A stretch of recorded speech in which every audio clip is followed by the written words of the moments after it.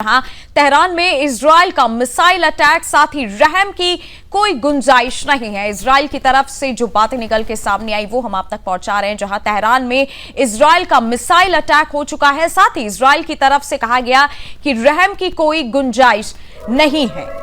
बड़ी खबर, साथ ही इराक पर ईरान का ड्रोन हमला, ईरान का खाड़ी देशों पर हमला। इजराइल की तरफ से कहा गया कि रहम की कोई भी गुंजाइश नहीं है। इराक पर ईरान का ड्रोन हमला, ईरान का खाड़ी देशों पर हमला जारी है। साथ ही बगदाद के पास गिरा ईरानी वीडियो। साथ ही बता दें कि इजरायली हमले में 10 लोग मारे गए। लेबनान की तरफ से जो आंकड़े जारी किए गए कि इजरायली हमले में अभी तक 10 लोग मारे गए हैं। साथ ही बहरीन में ईरान के हमले लगातार जारी हैं।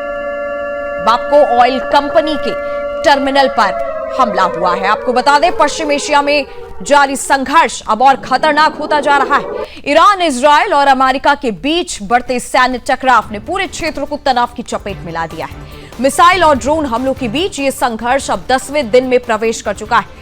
इसी बीच इजरायल की सेना ने बेरूत के दक्षिणी उपनगरों पर एक और बड़ा हमला कर दिया है।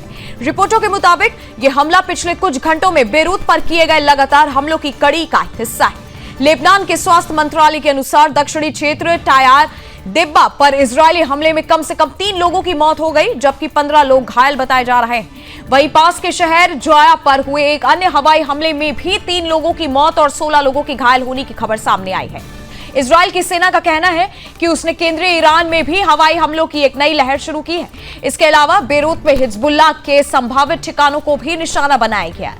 वहीं सऊदी अरब के रक्षा मंत्रालय ने दावा किया है कि रूब अल खली रेगिस्तान के पास शैबा तेल क्षेत्र की ओर बढ़ रहे 4 ड्रोन को समय रहते इंटरसेप्ट कर नष्ट कर दिया गया। इस बीच सऊदी अरब के विदेश मंत्रालय ने ईरान द्वारा खाड़ी और अरब देशों पर किए गए हमलों की कड़ी निंदा की है।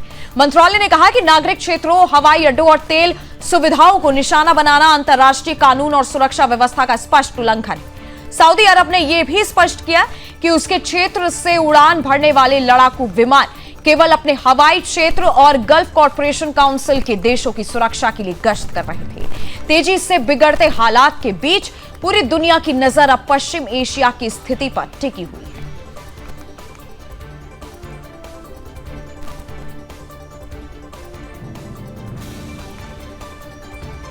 और ये तस्वीर आपके सामने, जहां ईरान इजराइल संघर्ष में ड्रोन और मिसाइलों की गरज की तस्वीर।